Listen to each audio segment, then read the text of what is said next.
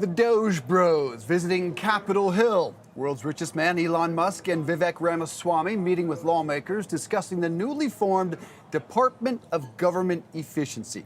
Elon says their goal is cutting an astounding $2 trillion.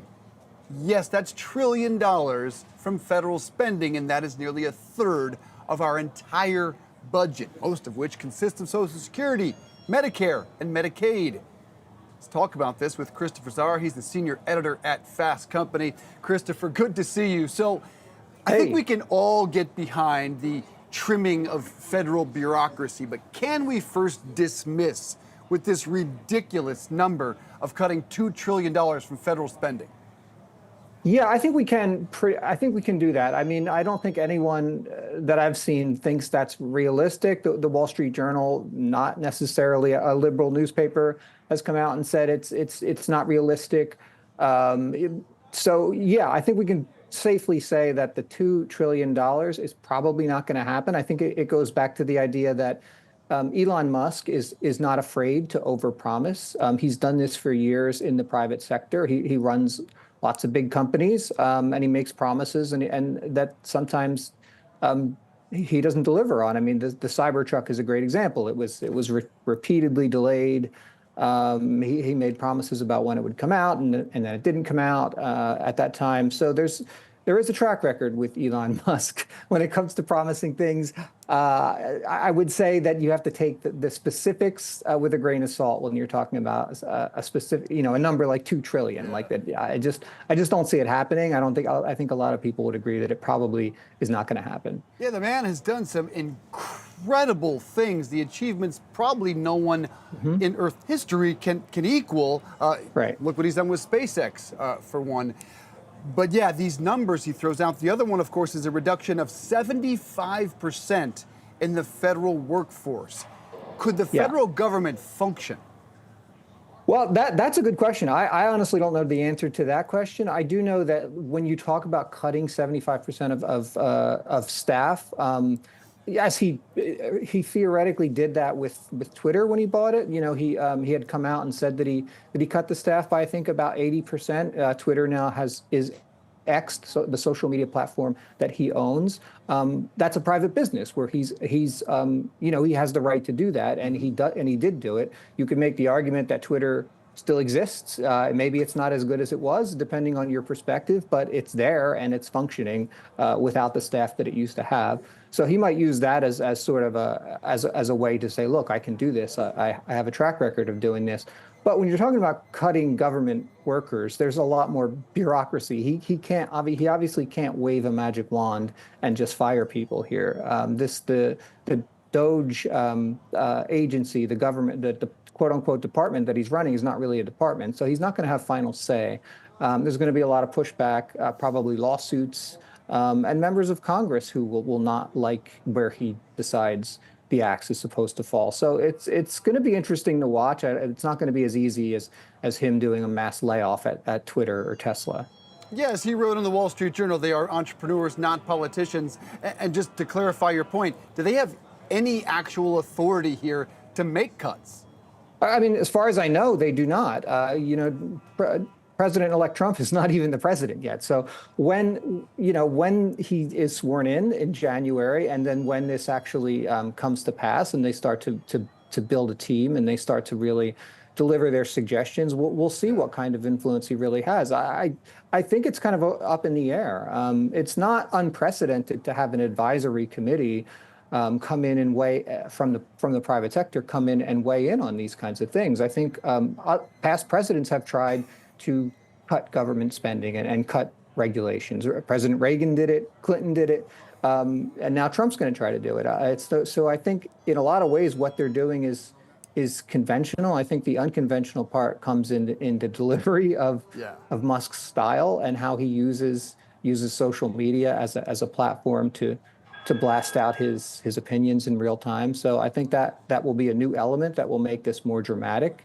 But in the end, we'll see. I don't know if it's going to have the kind of pull that people are expecting. Yeah, I'm glad you brought that up. We have seen this movie before several times, albeit with a far less star-studded cast. And to your point about Twitter, he did gut that place, and it is still functioning, but Fidelity called Yeah. and said, oh, by the way, it's worth 80% less than it was before. I don't think anybody wants Yeah. to see something like that happen with the federal government, though we don't put an inherent value on it. So any indication, Christopher, that Social Security, Medicare, or Medicaid cuts could be on the table, that, of course, makes up the majority of our spending. Yeah, that's a tough one. I mean, I think that will get a lot. Obviously, there's going to get a lot of pushback if they try to cut those kinds of programs. Those programs are hugely popular. I don't think anyone really wants to. Anyone working today wants to think about the idea that they're not going to have Social Security. I mean, some people say we might not have it anyway, but like you certainly don't want to see cuts to those kinds of programs. I don't know if they're going to go for those things. What I do think they will obviously go for is something that Musk has talked about a lot, is the work from home policies that the government has in place and has had in place since COVID. You know, he mentioned in his Wall Street Journal op-ed last month that this is one way. Just eliminate work from home and force people to come back into the office. This is one way that will essentially encourage a lot of people to quit, is what he said. I mean, he said what a lot of CEOs are thinking. Our reporter, Pavithra Mohan, wrote a great take on this. This is something that a lot of CEOs believe with these return to office mandates. So I think that is something they'll do, and I do wonder, like, if that's something Trump could do by executive order. Like, so I think that probably scares a lot of people who work in the federal government right now, who are used to working from home. Of course, when it comes to federal spending, that is literally cleaning out the change in your couch cushions. That is nothing compared to, for say, $820 billion we spend annually on defense. And we're quite certain President Trump doesn't want to put that on the table. When it comes to those remote workers, if they do return to work, you don't save a dime. Is there any suggestion that they would rather sell federal real estate? That could be a mass savings. I mean, I haven't heard that, but that's a compelling idea. I wonder if that is something that, because we are in a new world with commercial real estate, and I think businesses, not just the government, are dealing with this everywhere, especially here in New York City. Like, there's, people are back to some extent. It looks a lot like pre-COVID, but there are a lot of offices, ours included, where on a Friday there's just not a lot of people in them. So it is a new world, and I think that is an interesting idea, that they might look at real estate deals as a way to make extra money. I think the bigger thing is, like, how many people will actually quit if they're forced to go into an office 5 days a week. I think there's a lot of people who just can't do it. You know, they're used to this. We've been in this world for almost 5 years. So I think that'll be an interesting question to see if, like, you could just cut the government staff by forcing them to come in 5 days a week. And at the heart of this is what Elon and Vivek wrote in the Wall Street Journal, that that President Trump received a mandate, an overwhelming mandate, which is what many say.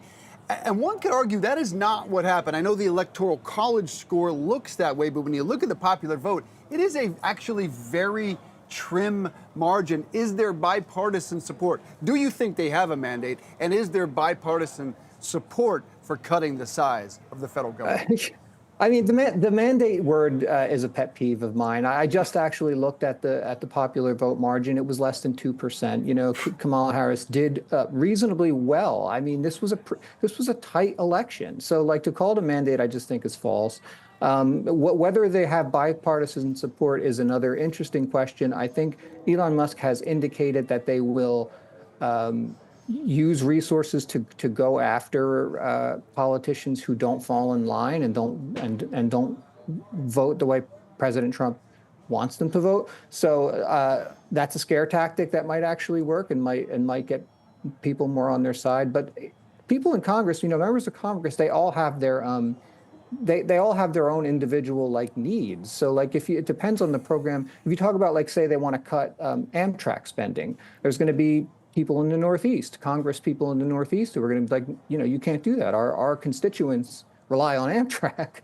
So I think it's gonna be a lot of push and pull, probably a lot of lawsuits too. And supporting your theory, or not theory, but suggestion that there is no mandate, it's a very thin margin in the House, even thin in the Senate. So yeah, it's a very different reality when you bring constituents into it. Finally, there's the question, and you have a good point that Elon did this at Twitter. But when it comes to President Trump, does he have the track record here? The national debt grew by 7.8 trillion during Trump's first term. He, in fact, outspent every president in history prior to this one. Is he the right message for cutting spending? The right messenger? No, I don't think so. And when they're talking about more tax cuts, so I think that's going to, that will probably increase the debt. I think that what I think could easily happen is they only need to get a couple of wins, and then they just blast out their wins, as Trump does on Truth Social, and Elon can do on X. All they have to do is get specific departments, say where they reduced the staff by a certain XYZ percentage, and then they just blast that out. They don't really have to actually achieve what they're saying they're going to achieve to make it seem like a win. I mean, Trump is actually very good at that. I mean, we'll give him that. He's good at just making it always seem like he wins at everything. Yeah. So I think that will be the messaging, and the reality will be probably quite different. He is without a doubt a marketing genius, maybe the best marketer we've ever seen. Perhaps he could tell Elon, under promise, over deliver. That is what many of us feel is often a better tactic. All right, Christopher Zara, it's going to be fun to watch all this. Senior editor at Fast Company. Thanks for being with us. Yes, thank you for having me.